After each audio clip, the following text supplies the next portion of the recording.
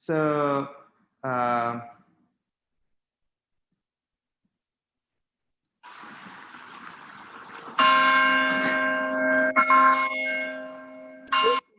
so this is the third year we're gonna do. We've been, you know, like experimenting with the monastery studio, and this year is Abby, Claire, and myself, and it's a very particular studio, also considering all the circumstances. So you all know, you are all familiar with what was the task, so I won't repeat myself, and also don't want to spoil the stage of the students that prepare a great presentation. And we're gonna start just watching a few frames from this movie, Into the Great Silence.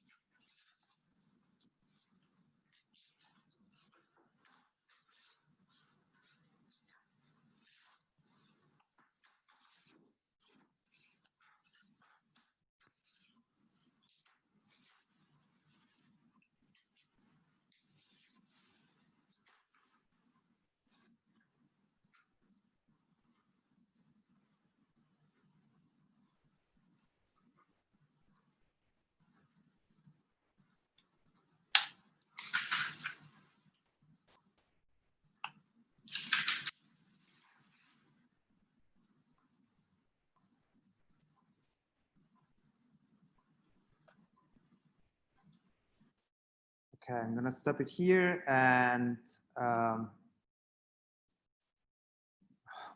sorry, and leave the stage to Team, David, Brian, Christia, Jasmine, Leslie, Masiek, and Shruti that help us in putting together this presentation. Yeah, all the stage is yours, Tim. Yeah, so as you can see, the studio is called Together Alone, and it's focused on architecture and collective living, which we'll see more about in the next slides.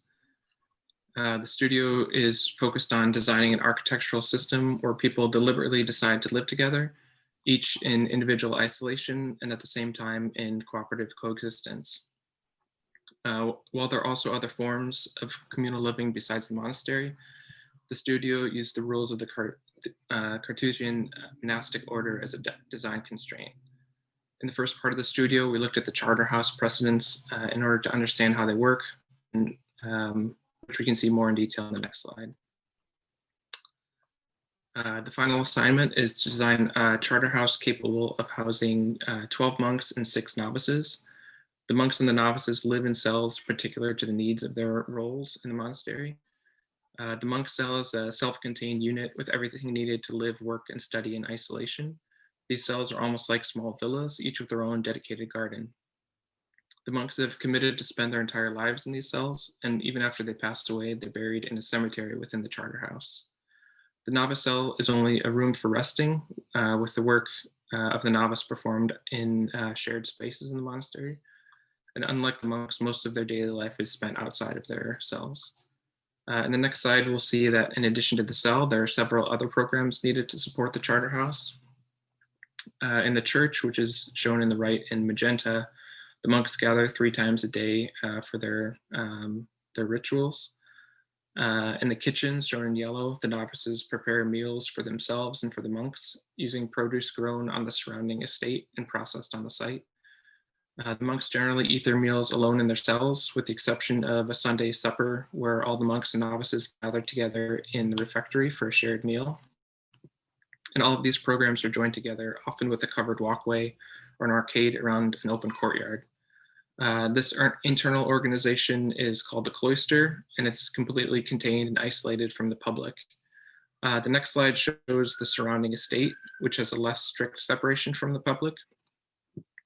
So whether charter houses are located in the countryside or within cities, they're usually surrounded by an estate where the produce that's needed to sustain the monks and novices is grown. The charter houses often also permit a few limited connections between the novices and the general public, whether it's through access to a small designated section of the church or through a shop near the gate to sell off the surplus produce. In addition to the charter house precedents, we also research other types of collective settlements, as we'll see in the next slides. So looking at these early collective settlements, you can see that they're typically made of individual cells, and there isn't too much focus on public spaces. Many of these are built using materials from the surrounding land, like mud, clay, sticks, wood, and other materials similar to that. And the clusters of these cells form a whole. So it's mainly just these cells which create the settlement. And there's multiple methods of aggregation used in creating this variety. And moving on to the collective housing of the 20th century, it builds off of the same ideas seen in the previous slide, only more modernized. So instead of being clustered together without a common structure, these units are arrayed inside of a building, or they create a building. So the individual cells are placed for convenience and allow for basic necessities inside of the small space. And aggregation gives the project its character. The first project arrays the cells repetitively in a linear fashion, while the second one uses the same type of language but introduces new forms and curves to it. And finally, the third project clusters the cells around a core where placement almost appears to be random. And moving on to the collective housing of today, once again shows similar ideas regarding the cells and their placement, except now we see rooms inside of these cells. So these housing units begin to develop further where new designs are implemented. These rooms have now, there's dining rooms inside of these places, there's multi-purpose rooms, and along with its aggregation, the building facade and its relationship to the surrounding land gives the project its character. creation of the monastic cell was prompted by the basic living necessities of the monk and the novice brother who dedicate their lives to this way of seclusion. With both cells referencing examples learned from the Atlas project, the novice brothers are provided a room containing areas dedicated to study, rest, and worship, whereas the monk is dedicated a part of the monastery where the cell houses all the necessary functions pertaining to their lives, such as a living room, an area for study, prayer, and rest as well, and functions pertaining to the private garden, the workshop, and finally a storage and restroom area. The creation of these cells was to adhere to a selection of scattered sites throughout the United States, which each pair was designed. All the sites contain their own special characteristics that create rules for the cells of the monastery to serve and abide by. The climate of the site and the ecological features and general topography of infrastructure of the site were all to be taken into consideration during the development of the cells. 1 kilometer off the coast of Maine is the location of our first site, Sturtevant Island. This location contains a mild summer and a very harsh winter climate. Very few vacation homes are found scattered throughout the island. The overall site contains a gentle topography that is scattered with shrubs, wildflowers, and a dense tree coverage dissected by footpaths. The first island cell we chose provides a location for the monk on the shore, where the cell has a direct relationship with the tide of the ocean. Each cell of the monastery wraps a private garden and contains a protuberance towards the rocky shore that establishes a vista during times of self-reflection, whereas the interior of the cell contains a fireplace to protect the inhabitant from these harsh winters on the island. And our second choice for the novice cell was a complete opposite of the first cell. Whereas the first one is on the shore, the second one places the novice cell into the water, where the novice cell becomes the island themselves. A general living space hovers over the ocean, and a study space is submerged in the water, whose cone-like shape is derived from the Musqueam collective settlements of North Cameroon. You go next slide. Providing shelter to about 100 native species of trees, 60 species of ferns, and unique spring flowers as the Adirondack Mountains in New York, this site experiences various elevation zones bearing a variety of soil types that contain the immense diversity of trees based on that particular elevation, climate, topography, drainage, and soil. Warm summers and frigid winters, along with a fair amount of precipitation, make up the climate. The monk cell, which is triangular shaped with a sloping roof, tackles the environmental complications posed by the site. The pie-shaped facade revolves around a central chimney, which protects the monk from the harsh rain and snow of the site. The central chimney, which generates heat, also acts as a support for the rooms that circulate around it and contains various utilities which aid the monk in their lives of seclusion. The design of the novice cell focuses on embracing the environment. This novice cell climbs up the elevation, blending with the contour lines of the site. The ideology behind using the design element of the central garden is adapted from the Oosterwolde co-living of New Zealand. By viewing the interior garden of a cell and overlooking into the forest through the window at the same time, it gives a sense of inclusion for the novice. Since nature is related to mind, body, and soul therapy, this helps the novice to be in a state of calmness at all times. Next slide, please. The rugged and sandy desert of Rainbow Canyon, Nevada is an arid region formed from the iron-rich red rock formations that create vast valleys and canyons throughout the territory. Dry heat is consistent during the day throughout the year, but once the sun sets, the nighttime temperatures drop. The site doesn't contain much vegetation, however, it is blanketed by dry sage bush that is accompanied by the occasional cactus plant. Our first choice was a successor to the Pueblo Bonito settlements, which were constructed from the ground which they stood on. This cell carves itself into the Rainbow Canyon to realize these desert dwellings. The site and cell are fully integrated, creating a shelter for the inhabitant from the harsh desert conditions. Inside, a water garden collects precipitation from an opening in the ceiling to regulate the temperature and distribute water to the inhabitants.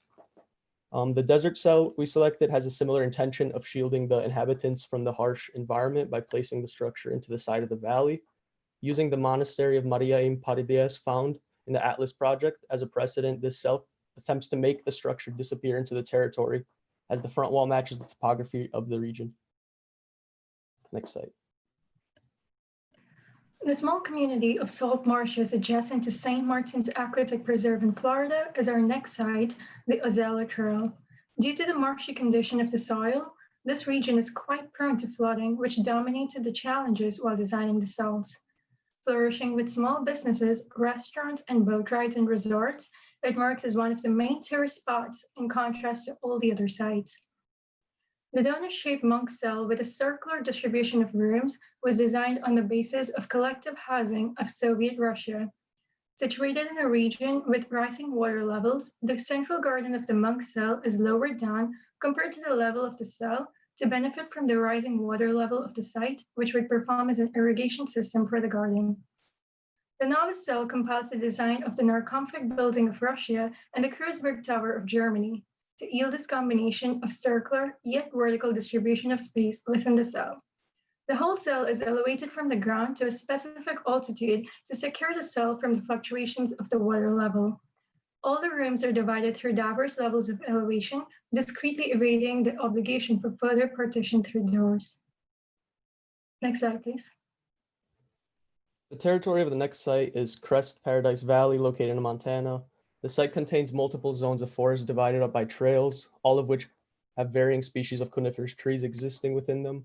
Summer is generally hot within the region, and as you elevate up the topography, the temperatures cool down. In the winter, the climate is harsh, cold, and invites snow to coat the territory. This valley cell places structure into the ground to blend in with the topography of the site. All but one fourth of the cell is capped and covered in grass, where the open portion creates a garden for the inhabitant and serves as a location to enter the building.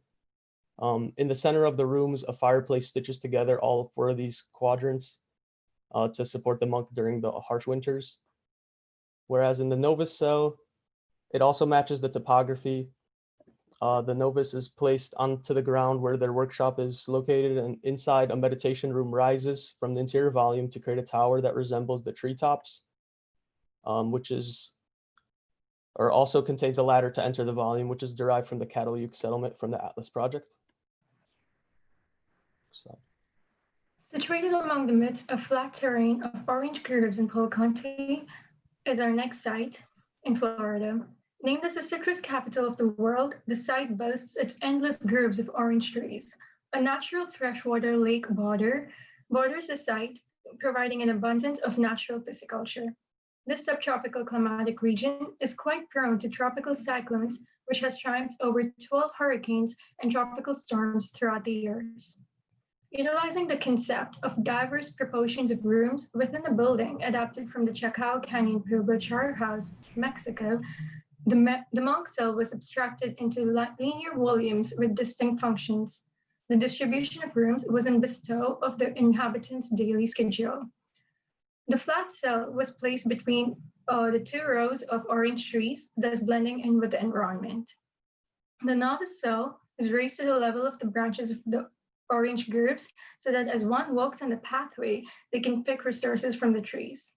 This is adapted from the share house collective housing of Japan. The subtropical climate of this region allows for the bedroom of the cell to be detached from the study and connected with an outdoor pathway. Next slide, please.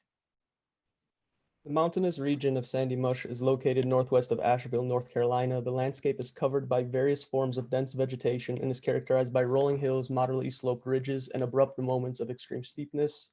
Throughout the year, the climate fluctuates. Rain and fog from the spring morph into warm temperatures throughout the summer, which are also then turned into cold and nevious winters.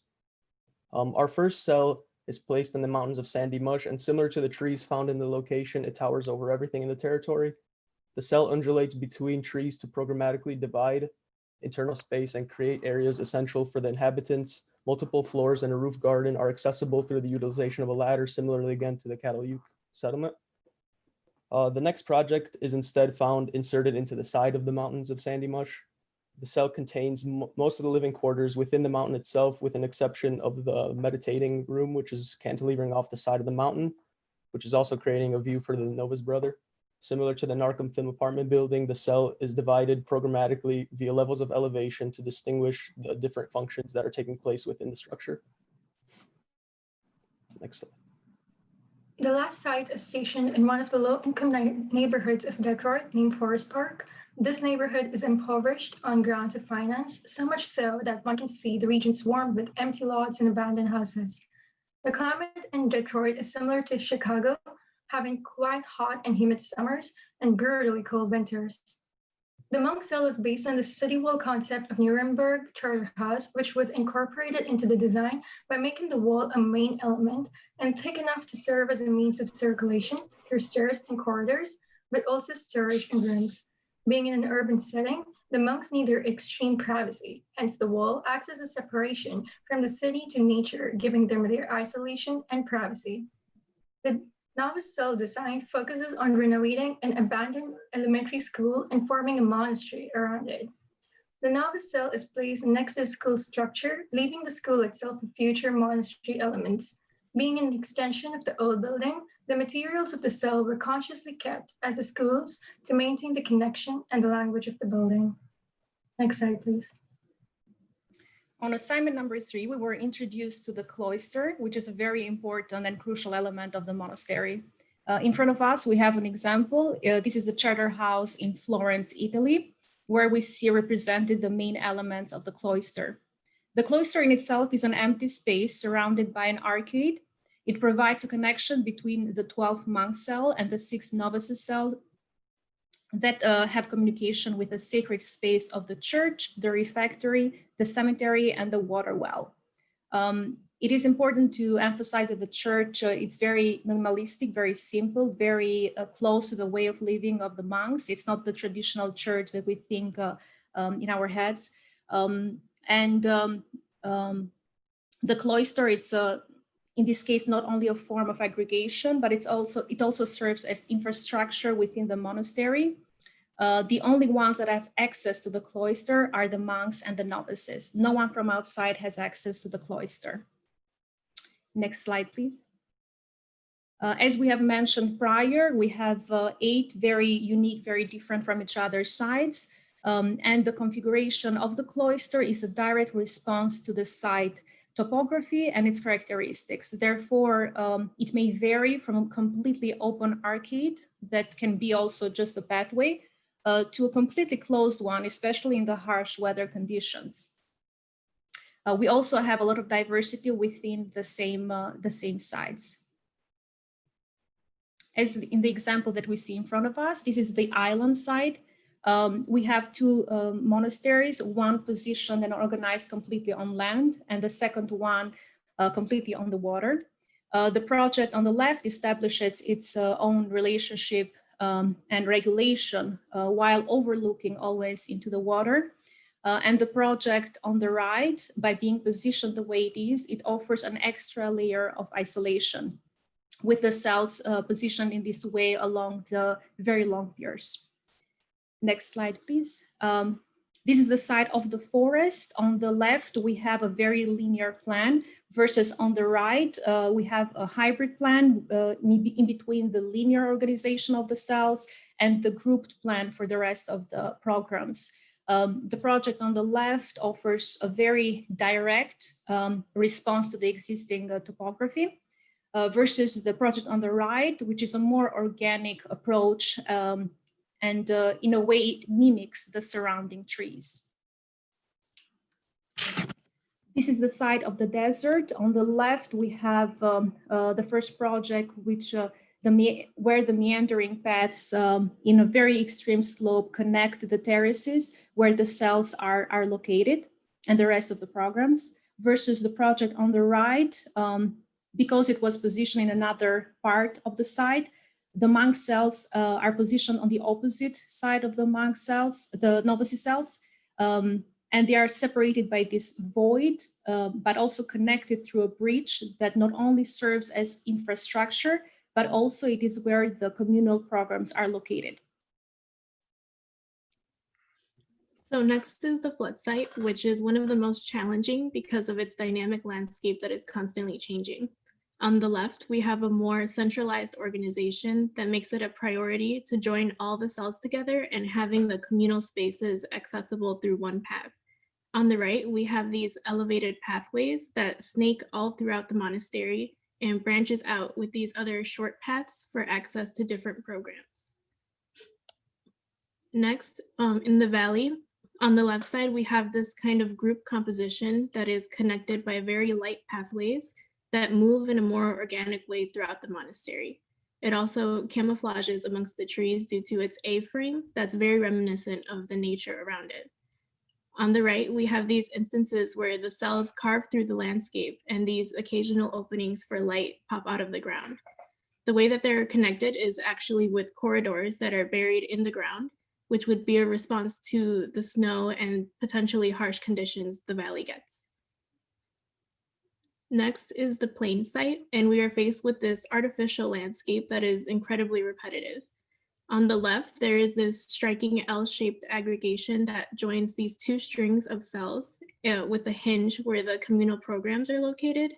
And on the right, there are densely packed cells in the center where pathways branch out over the water on one end and towards the communal programs on the other. And again, these strategies used vary within each site, even based on where we choose to locate the monastery, like closer to the water or closer to an existing street. Next, in the mountain, we have to deal with extreme heights. And on the left, we see this elevated bridge that surrounds the entire monastery that fluctuates in height to ensure access to both the highest and lowest parts of the monastery. And on the right, we have a covered and stepped walkway that follows the slope of the mountain that are occasionally broken up by landings where the monks are meant to congregate. And lastly, we have the urban site, which is maybe one of the most different conditions compared to the rest. The left has this wall that is the focal point of the monastery, and it simultaneously serves as a boundary and as inhabitable space for the monks. The right references a more traditional layout of a monastery with some changes to it. The cells are at a higher level, overlooking the communal programs. The communal programs are located where typically a garden would be, and the garden is separate, larger, and on a higher level. Yeah, so in order to allow the monastery to be more self-sustaining, we needed to expand the current monastery around the surrounding site. So we are designating a portion of the site to grow crops and also to have spaces for animal stables and storage buildings. So the example on the left, you can see the monastery takes part of one side of the mountain and the fields are on the other side of the slope. And on the right is also a sloping site and the fields are along the right. Yeah, next.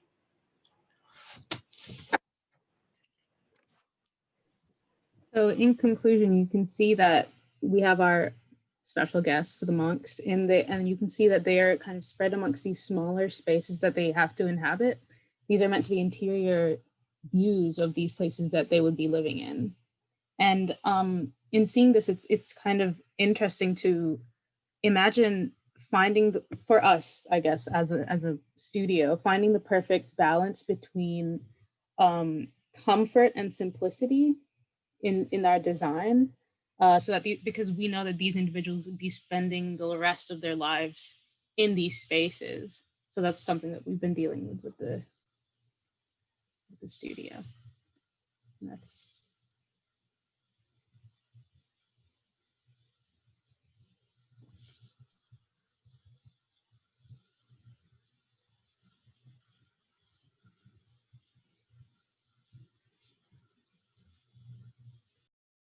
Thanks, everyone. That was great.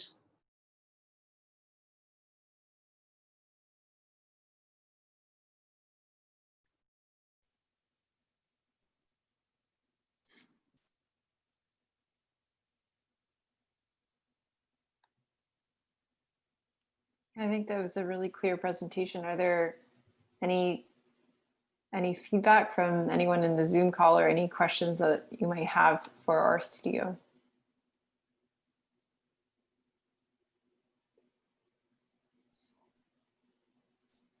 Maybe there are some fourth-year students who had the studio last year who are now looking back with the benefit of hindsight that might have some comments to make.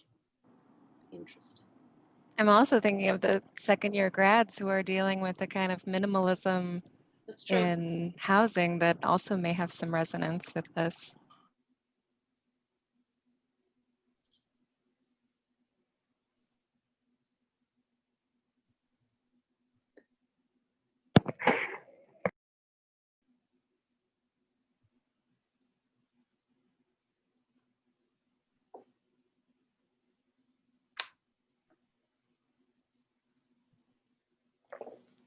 Another theme that might sort of make the project more universal too is that the kind of alone together is now quite a popular feeling, and that we all know how that is. And many of you as students too, living in a dorm room or living in your bedroom working, so that you probably can understand to a certain extent some of the aspirations of the studio, and designing for a kind of a very small, intimate space, but at the same time, one that can aggregate to make a much, much larger community. So I'm not sure popular, Claire, is the popular, word. that's true. Familiar.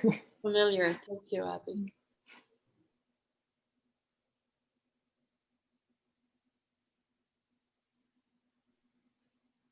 Come on, that's 3 prompts, everyone.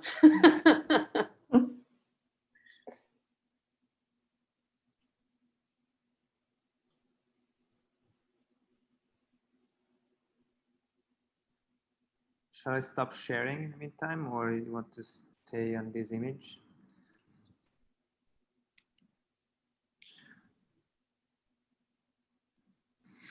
It's a nice kind of image to linger on. Well, maybe we can share, I mean, between us, some of the challenges we've had with the project, and some very interesting comments after the mid-review about, you know, on the one hand, the cell, the monk wants to be very private and live on his or her own, but at the same time, there's a project about aggregation across the 12 monk cells. And so how do you aggregate into a collective whilst at the same time preserve the privacy that is so critical to the Cartesian way of life? And so that's a discussion that we've had in the studio kind of over the last few weeks. It's been quite challenging. And I think on that as well, this kind of sequence that has been laid out and that we've been test driving for a couple of years, I think beginning with the cell and having to make the jump to the aggregation and collective kind of spaces within the monastery have also been a challenge. And I'm actually curious to the students that are in our studio right now, if there's been any particular assignment that really resonated with you, or that you found, let's say, one scale of the monastery more kind of interesting to design and work with.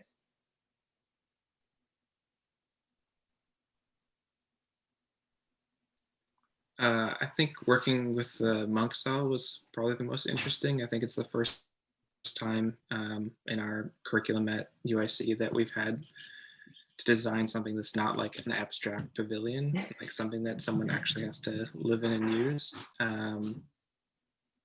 Yeah, so I think it was interesting to, you know, think of, you know, where do they sleep? Where do they eat? How do we arrange all those things in like one small unit? Mm-hmm. I found it. Can you guys hear me? Like good? Yes. Okay. I found the territory maps to be interesting to do because I had Detroit, so there were lots of like abandoned buildings and trying to figure out how to represent them and like understanding the area because like the citizens of the area and everything. Mm-hmm. I personally think that the urban side, it's, in my opinion, one of the most challenging for sure. Like, how do you have that privacy when you are in the middle of a city, even though it's partially maybe abandoned, but still?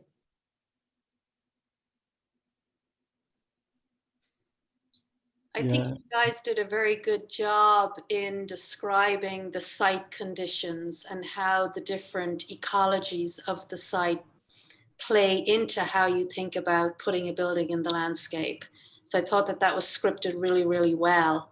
And I'm hoping that that will sort of produce some new way of thinking about the relationship between architecture and landscape, which if Tim said that designing, you know, with program is a new element in your pedagogy, that maybe this might be too, and might kind of spark some interesting things for you all moving forward.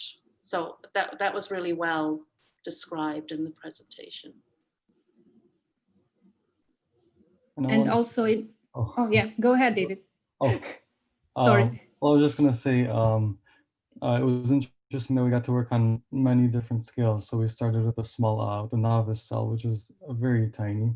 And then we started moving to the monk cell, which ended up requiring a little bit more program and everything. And then we moved on to the cloister itself and the whole monastery, where we're kind of moving away from such a small scale learning to accommodate for many different monks and kind of everyone as a whole, rather than everything to be personal. I was actually about to say the exact same thing, that to me, it was my first experience managing a project like this, like being asked to start on such a very small scale and then developing into this monastery with a lot of programs and a very large agriculture as well. In my opinion, I think it worked perfectly. And I'm saying that because I think the cell, it's obviously the most important part of the monastery. It's the time the monks will spend most of their time there. So it's where they live, where they pray, where they have their most secret place. So I think it was a very interesting way to start from that point, which is like the heart of the monastery, and develop into the other programs. And maybe it's not a popular opinion, but personally, I really enjoyed the first assignment as well, where we had to deal with the atlas and just diving into all those examples of traditional monasteries versus the communal living. I thought the comparison between the two was extremely interesting and also very important.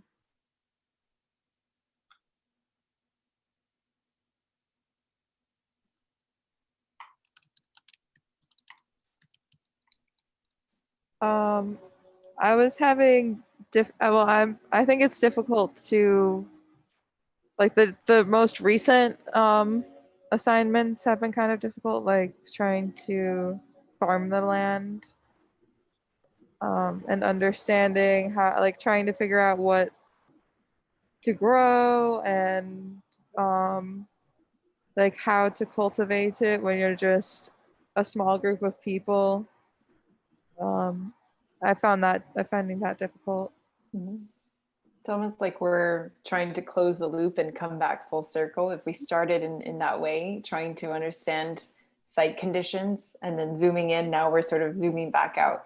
But I echo that, Marley. I think this kind of estate is a challenge in the jump that we go through.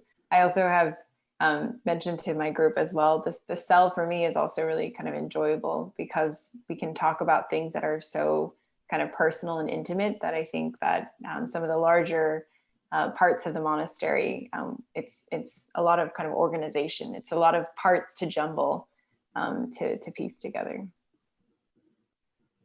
I see, Claire, you're prompting in the chat if anybody wants to chime in with any questions. And I didn't want to add much because I don't feel to intervene. Having so much attached to this studio, but generally I think that I totally agree with the comments of Christian and other ones, but one of the challenges is also precisely to go beyond the cell, because there are so many studios or exercise, especially in the school, about housing or living, and so we see a lot of domestic projects, cells, pavilions, houses, and perhaps I think one of the concerns of the studio is to revitalize the connectivity between the private and the collective and the common, and that's the most ambitious part of the studio. And I think the third year should keep on fighting with that, because it's a crucial moment also in the curriculum of the school. And so, I believe that one of the biggest challenge, and also the most criticized challenge, is precisely that part. So I agree with the fascination of the cell, but the cell is only a minimal part of this project. And so the connection with the territory, the state, forcing the student to design something that is not simply to inhabit, but to work inside, or to do other, let's say, functions, or to also experiment with other parts of the life, I think is also part of the long story of the studio. And that's also what makes the monastery a city in itself, a building in itself. And also what also makes the monastery a debatable typology, because it it almost can be considered autonomous from the city, autonomous from the reality in which it is placed. But yeah, so we hope that this was also maybe an opportunity to think about other spaces. Like, for example, how to design a cloister or a courtyard. It means also how to design a square in a city, or how to design, let's say, a public space in a small village. It's not so different. And so I believe that those are also the other challenges that the studio is trying to pose to the students.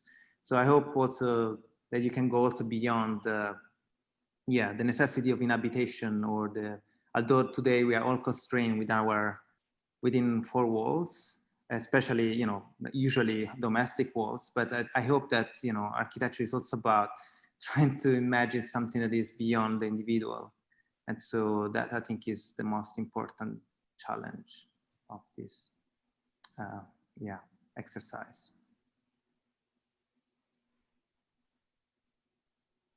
If there are no other questions or remarks, I'm curious to hear the ex-students, what they think, but not sure if anybody wants to,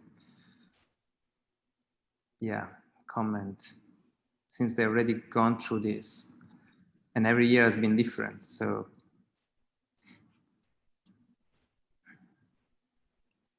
Okay.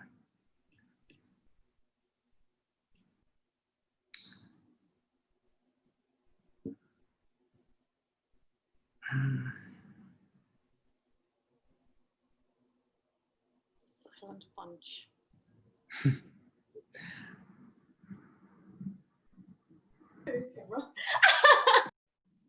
Okay, Madison. Hi. I wanted to. I'm here with a couple people. I guess we wanted to say that it was cool. You guys are exploring like multiple sites rather than like, I know last year we did just the one, but it's kind of cool to see like the variety of locations. Yeah. Do you think that has a big impact on how the different projects are evolving, Madison? Yeah, I mean, because when we kind of did it on an isolated island, there was no risk of like mixing with the community and like that kind of consideration of how close people are to the monastery. So it's cool that if it's in like a more dense urban context, there might be a mix with the community. So.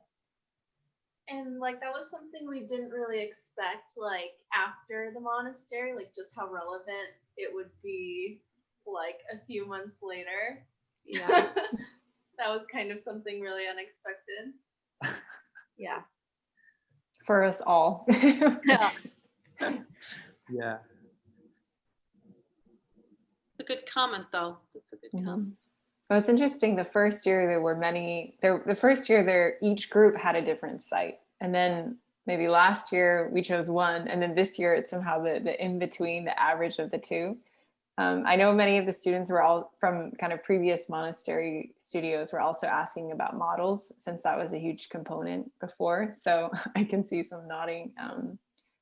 So unfortunately we aren't doing that this year. So I wonder at the end of the semester how we'll be able to like reflect on that, how much the models maybe contributed to our understanding of the design. Yeah, I remember, I love model making, even though it's like, it takes forever and it's just like really tedious. I kind of love it. So I had been looking forward to making those huge, well, I've been like looking forward to it and dreading it at the same time. Because I remember thinking they were super cool, those models.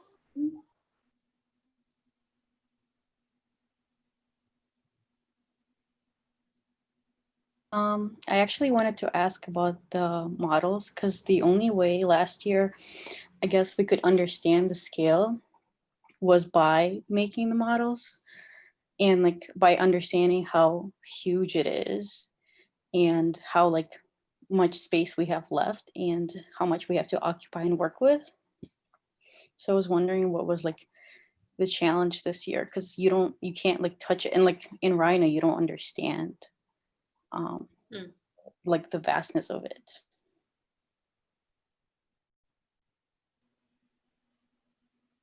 Yeah, I think there's like a couple. So this is we also like did everything in metric for the first time. at least, of our studios. So it's like some getting used to like, what is a meter? Like, what is it? Yeah. I mean, for like 100 square meter space. And then I think also like working on Miro is like really weird because you lose like the sense of scale, because like you can just zoom in and out to anything, and there's no longer like, oh, this is 1 to 100, because there's no like, I don't know, there's no other side of like what measurement you're comparing to. Yeah, so I think those are both challenges in like understanding the scale of everything. Yeah, I think that's a good comment, Victoria. I mean, I was really surprised, having seen the midterm work, the degree to which the students were able to understand, especially the students that were dealing with pretty severe sloped sites, the degree to which they were able to kind of understand how to deal with that slope, especially in section. And so I think it puts more onus on drawing sections maybe than in the previous years. But some of the projects I think that really benefited from that challenge, and also having to deal with it in a digital world versus a physical one, were ones that really took on elements of architecture that were at a super fine scale. So I'm thinking of some of the projects that like dealt with a lot of stairs and steps, but played up those steps as a way of producing not just circulation through the site, but a way of producing like shared spaces and kind of large landings and things like that. And I think that probably comes from this careful study of the cell, but also the human scale, like the scale figure within the architecture. And so, yeah, in the midterm, I was really impressed by the way the students seemed to grapple with the section challenges in really only in working in Rhino versus the physical model. Also, I think, Marley, you might be the only one that is bummed that you didn't get to build those models. Wait, I'm the only one that what? Bummed that you didn't get to build those models. Oh, yeah. I would always like traipse through the third-year students to step over the artboard and that sort of thing. So, I mean, I was more excited to complete the model than actually build it. For sure, they're amazing. There are probably still some in the school in that gold room that are kind of, yeah, a permanent exhibition of last year's models. But I think just following on from Victoria's comment that the model enabled her to understand the vastness of the monastery as a whole system. But I think what the digital and the Miro does is it's like very tiny spaces. Like at the moment, it's like, a storage space for vegetables is 2 meters by 3 meters, but yet your farm is 30,000 meters. So I think that it's the vast scalar shifts in the different parts of the project that are hard on the kind of digital platform. And you're right, Tim, that kind of flattening of scales is amplified in the Miro as a presentation tool. But I would just, it's not just, it is a very big space, but it's also made up of very, very tiny spaces. And I think that shift of what is a 2 meter by 2 meter versus a 15,000 meter, farm, how do I kind of get my head around that without actually making it or seeing what that is relative to each other as a scaled element.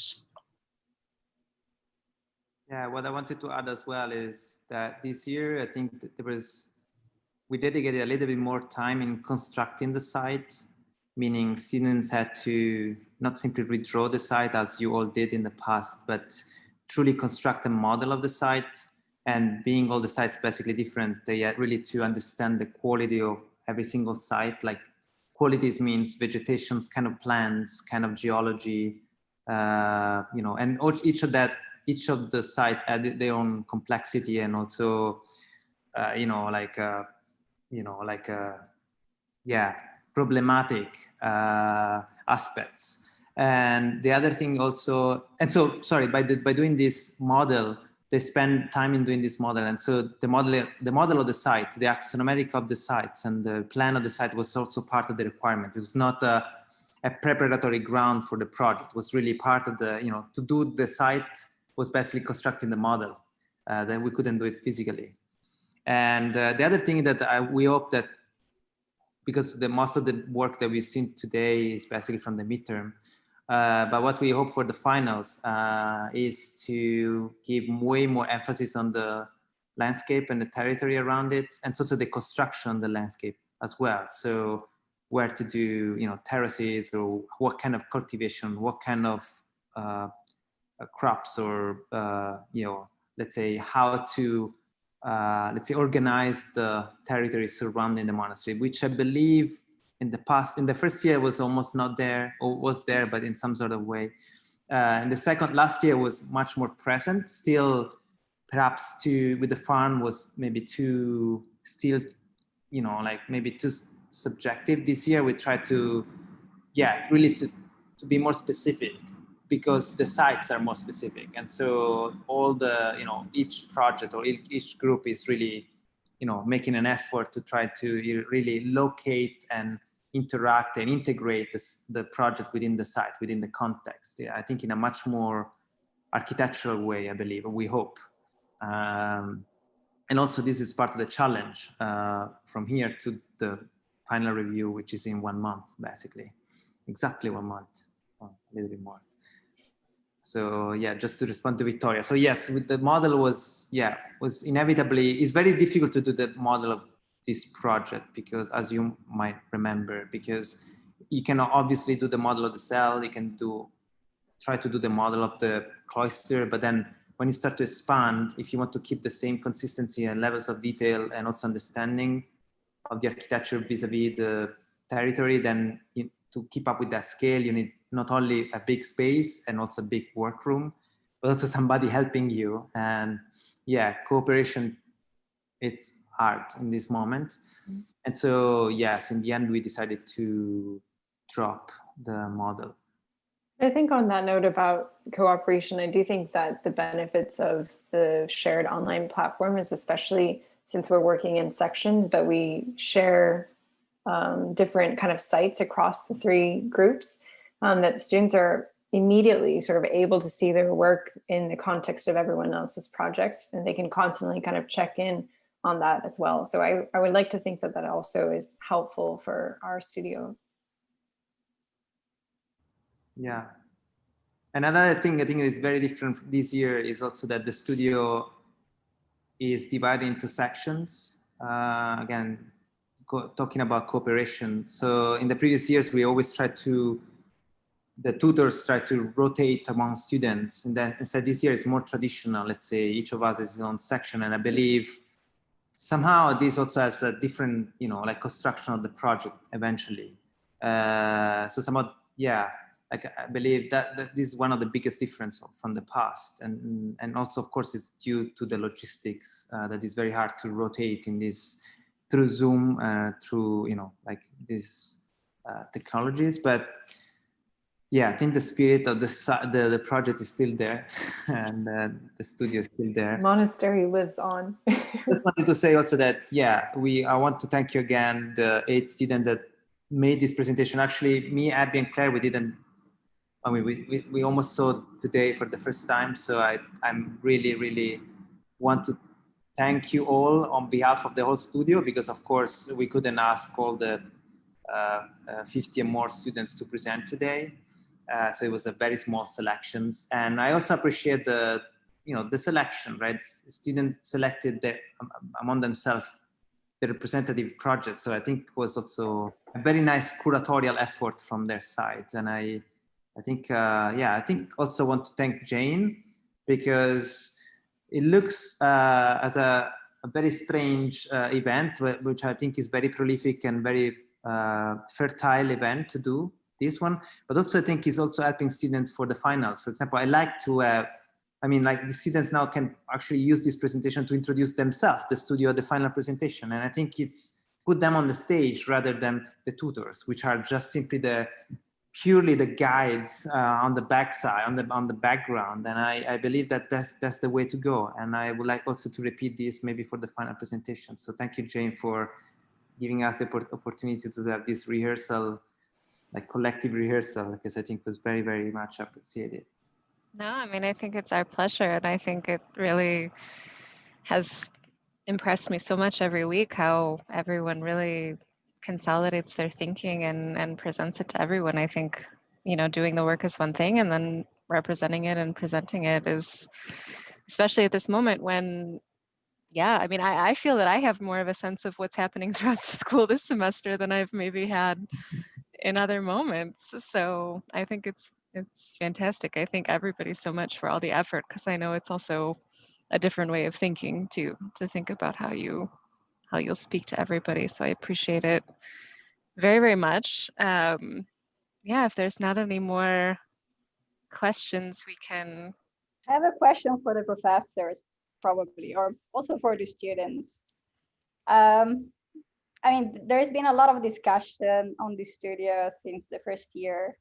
And I'm still thinking whether the final product of the studio should literally be a project of a monastery, or rather more the monastery, or looking at the charter house should be more a starting point to think of like a new way of living, how we could use what we learned from the charter house into like remodeling a new type of living. Because also considering that most of the proposals are kind of like really detaching from the original structure of the monastery. So sometimes I think there is also this ambiguity that also came up in some of the reviews, that some questions like, how do you differentiate your project from an hotel or a resort?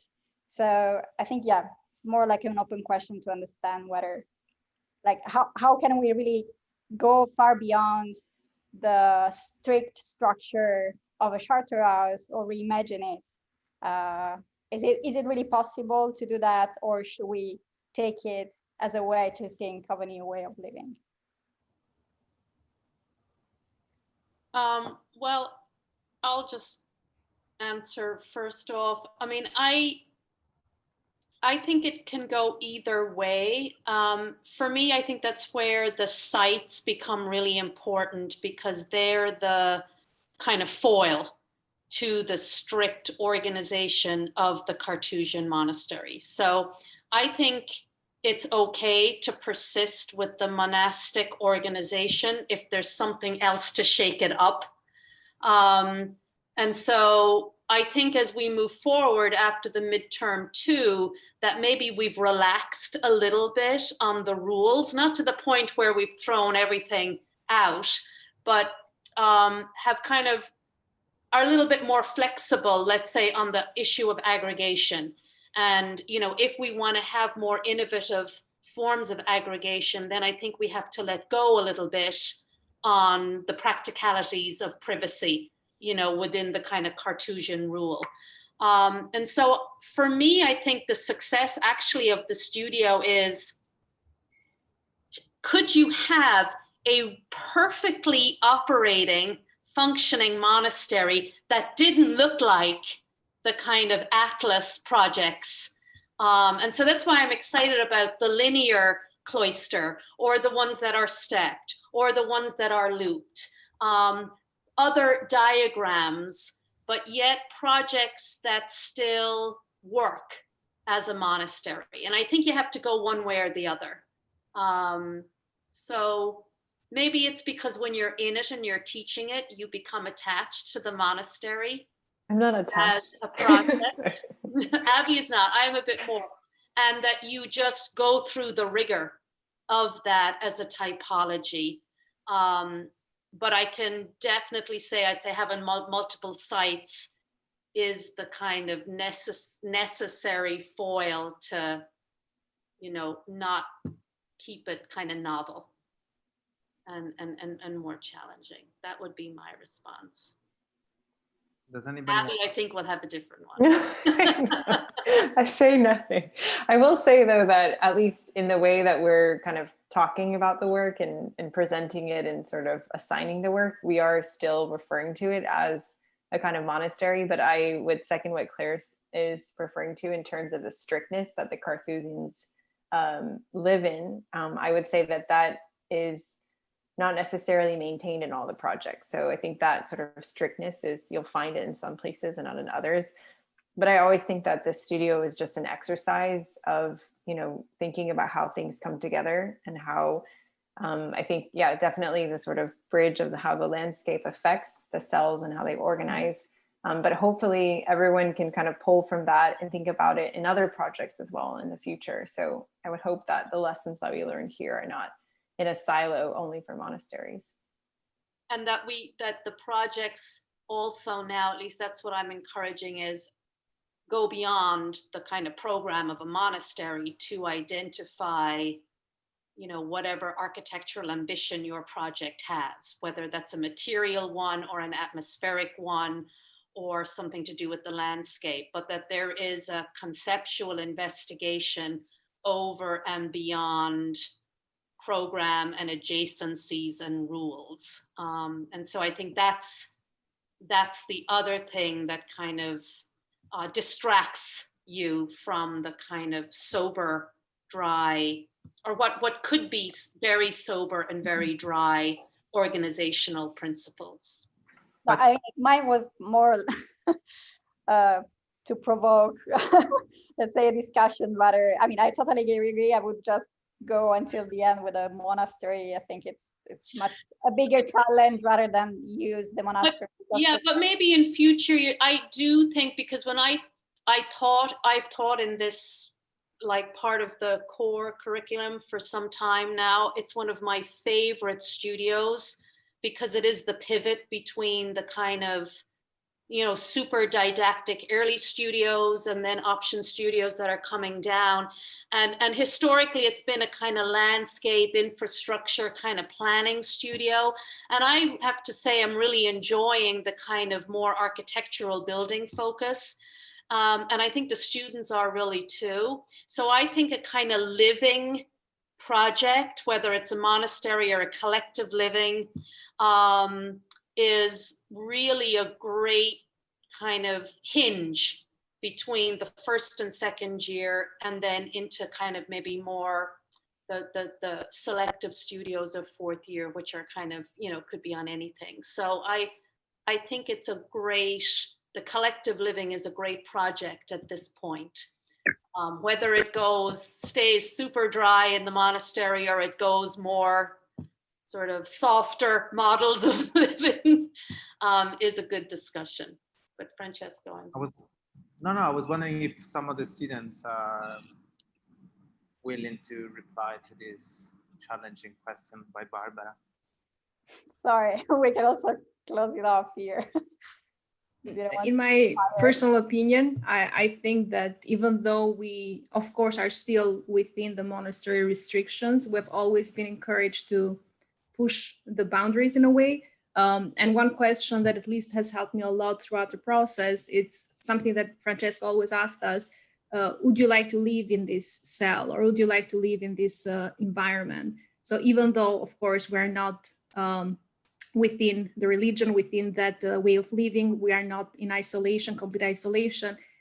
Personally, for me and my group, Leslie, which is my group partner, we would like to live in that cell. I think it was designed in a way that, yes. And also when I think of the restrictions that are obviously there and the comparison that we have been asked many times, what's the difference between a monastery and a resort? I think those restrictions made it challenging and more interesting in a way, but maybe that's just my personal opinion. And also going back to the first assignment that I was referring before, we were always, since the very beginning, encouraged to view at the monastery beyond the limits and beyond the traditional aspect, and always comparing it to the communal living. No, I totally agree with Christia. This project has always been a studio about typology, and only through the rules you're able to arrive to such a kind of design. So I don't believe that releasing the rules or I mean, the monastery is just an excuse to work on a specific typology, you know, and a typology is made of rules. And so only if you understand those rules, you're able then to reconfigure them into different assemblages. So I don't think by releasing the rules, you will be able to do more interesting projects. And a monastery is another architectural form. So it has always been the question of how literal you're taking it, but the rules needs to be there. As in a library, there are rules, or in a prison, there are rules, or in a hospital, there are rules, or in a school, there are rules. So in a monastery, there are rules. And so I think only by acknowledging that and the limit of those rules, you'll be able maybe to come up with new ideas. And that's I think a very interesting way to design. Otherwise, everything can go. And I don't think this is a studio where everything can go. Even putting a monastery on the trees, if the monastery on the trees respect the rules of the monastery, still falls within that typology, I believe. So I agree. I think the challenge is to reconfigure this typology from within, but the challenge is to keep those rules valid, either in a line or in a circle or among the trees or underwater or inside the mountain. If you start to lose the rules, then it can become a resort. And so whenever somebody asks you, is this a resort or a monastery? You can always say this is a monastery because there are specific strict rules that you can deduce from this room, from this corridor, from this cloister, and from these other spaces. And that's you cannot find in a hotel, because in a hotel you can move as freely as you want from the lobby to the bar room. You can have a drink and see wherever you want. So every single building in architecture has rules. And so if you don't understand that, I'm not sure. But those are also kinds of architecture that we like it or not. And that also, I hope that would be a very interesting debate as well. But yeah, one day we could have. But yeah, I don't know. What do you think, Jane? I think it's very nice. We can keep going, of course. But no, I mean, I second everybody that it's really, really nice to come together and think through these kinds of things, especially this week. So thank you all so much for the thought that you put in. I really appreciate it. We may have one more open studio. I'm not totally sure. We have a couple more Fridays before the end of the semester, but I'm gonna see.